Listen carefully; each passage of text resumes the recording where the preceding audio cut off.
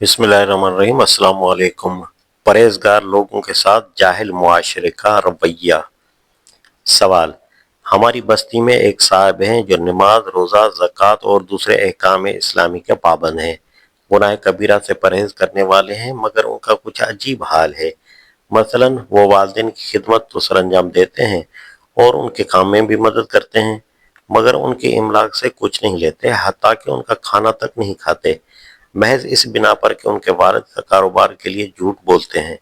इसी तरह दूसरे तमाम अजीज और रिश्तेदार जिनकी कमाइयों में उन्हें हराम आमदनी के शामिल होने का शुबा होता है, उनके यहाँ भी खाने पीने से वो परहेज करते हैं।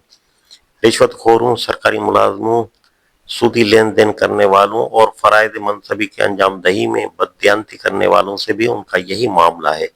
हद यह है कि एक इमाम मस्जिद हैं जिनको नाजायज कमाई करने वाले बाद साहब वजीफा देते हैं। ये साहब उनके यहाँ भी खाने या चाय वगैरह भी शरीक नहीं होते।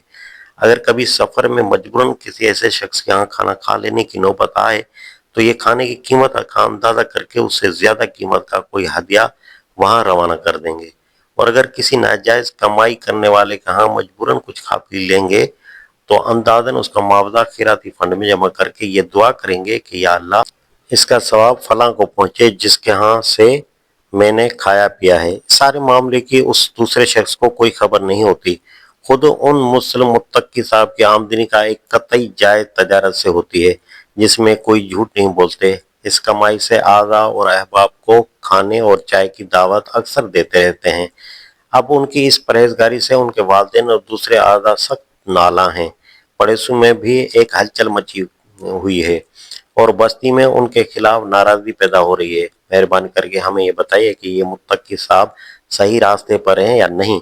इनकी रवश कुरान और हदीस की हुदूद के अंदर है या मुतजाज़िब, और उनका ये तकवा ठोस उसूली है या फरोई या मुस्तहब। कहीं ऐसा तो नहीं कि उन्हें उनके नफ्स ने फरेब दिया है। जवाब: आपका सवाल पढ़कर बड़ा ताज्जुब हुआ। बजाय इसके कि आपकी बस्ती के लोग इस बात पर अल्लाह का शुक्र अदा करते कि उनके दरमियान एक नेक बंदा ऐसा है जो खुद हलाल की कमाई खाता है और दूसरों को भी नेकी की तलकीन करता है, और दूसरे लोग हराम रिस्क या मुश्तबा रिस्क खाने वाले हैं तो वो अपने आप को इस नापाकी से बचाने की कोशिश करता है। नेज़ बजाय इसके लोग उसकी जिंदगी से सबक लेते हैं और खुद उसके माँ बाप और रिश्तेदार शुक्र बजा लाता है कि उनके घर में एक ऐसा परहेजगार मर्द खुदा पैदा हुआ है। बस्ती के लोग और माँ बाप और अकुरबा उल्टे उससे बिगड़ते हैं और उसके मुतलिक पूछ रहे हैं कि उसकी ये परहेजगारी कैसी है। वो अगर एतजाल से ज्यादा सख्ती भी कर रहा है तो उसकी ज्यादती नेकी की तरफ है, न कि बुराई की तरफ। आप लोगों को उसकी परहेजगारी के मुतलिक पूछने के बजाय ये पूछना चाहिए था कि जो लोग तजारत जैसे पाक ज़रिए रिज्क को भी झूठ से नापाक कर लेते हैं, और जो लोग रिश्वत और जुल्म और ऐसे ही दूसरे हराम ज़राए से रोजी हासिल करते हैं, उनकी ये परहेजगारी कैसी है। कसूरवार कौन ज्यादा है, वो जो उन गंदगियों से खुद बचता है और दूसरों को बचाना चाहता है, या वो जो इन गंदगियों में खुद मुब्तला होते हैं और बचने वाले को उल्टी मलामत करते हैं।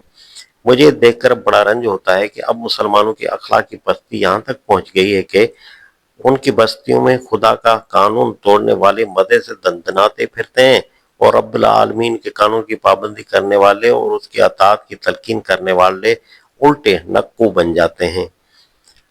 मुताफन फजा में अगर कहीं उसे खुशबू की एक जरा सी लपट आ रही है तो तंदुरुस्त दिमाग उसकी तरफ लपकते हैं और उनका जी चाहता है कि सारी फजा ऐसे ही हो जाए।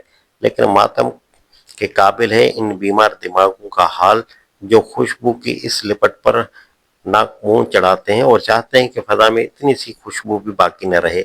ये इस बात की अलामत है कि फजा की अवनूनत ने इन दिमागों को अंदर तक सड़ा दिया है, हत्ता कि अब उनके लिए बदबू गवारा हो गई है और खुशबू नागवार।